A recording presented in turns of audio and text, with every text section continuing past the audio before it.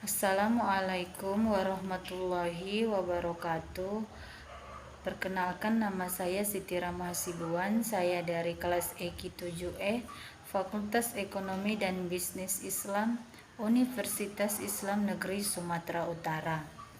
Baiklah, pada kesempatan kali ini di sini saya akan menjelaskan mengenai pasar modal.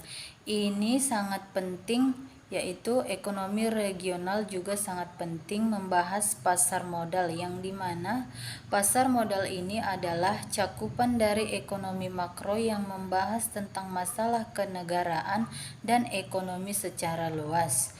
Yang menyinggung pasar modal dalam dunia itu ada banyak. Dalam pasar modal ini mencakup secara luas. Nah, yang paling sering ditemukan di Indonesia adalah yang pertama, perusahaan sekuritas, yang kedua perusahaan futures. Perusahaan sekuritas ini ditandai dengan singkatan PT atau perseroan terbatas dan diakhiri dari nama Peru perusahaannya dengan kata sekuritas. Perusahaan sekuritas ini bergerak di bidang saham yang menjual saham-saham perusahaan lain, yang dimana perusahaan lainnya itu memiliki yang namanya PT dan di akhir nama PT-nya ada TBK. Apa itu TBK? Nah, TBK ini adalah perusahaan yang memiliki saham-saham terbuka.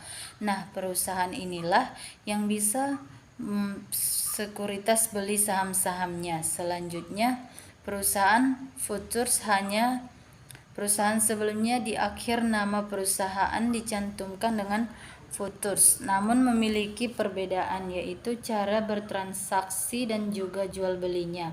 Di perusahaan sekuritas memperbolehkan memperjualbelikan saham, tetapi perusahaan futures memperjualbelikan barang-barang, yang dimana perusahaan hanya menjual komoditinya atau nilainya dan mencari nasabah. Nah, sekuritas dan futures ini hanyalah sekedar jembatan kepada investor untuk bertransaksi di pasar modal. Karena di sini investor ini adalah orang-orang yang sibuk, orang-orang yang banyak kegiatan, dan orang-orang yang tidak memahami. Mengapa seperti itu? Karena untuk bisa ke pasar sekuritas dan futures ini investasinya tidak sedikit. Setidak-tidaknya adalah 10 juta. Kemudian di dalam perusahaan sekuritas dan futures ini mereka memiliki orang-orang yang bekerja di perusahaan di pialang atau broker. Nah, pialang ini adalah orang-orang yang sebagai perantara. Pialang ini secara resminya orang-orang yang bertransaksi secara online. Orang-orang pialang itu wajib memiliki sertifikat oleh Bapepam. Nah, orang-orang yang pialang ini hanya boleh menerangkan membeli atau menjual kepada investor.